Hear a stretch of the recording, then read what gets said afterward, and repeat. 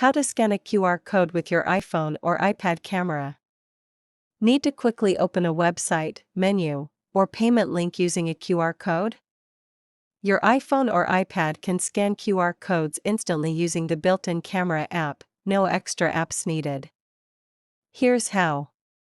Simply open the camera app on your device, and point it steadily at the QR code you want to scan.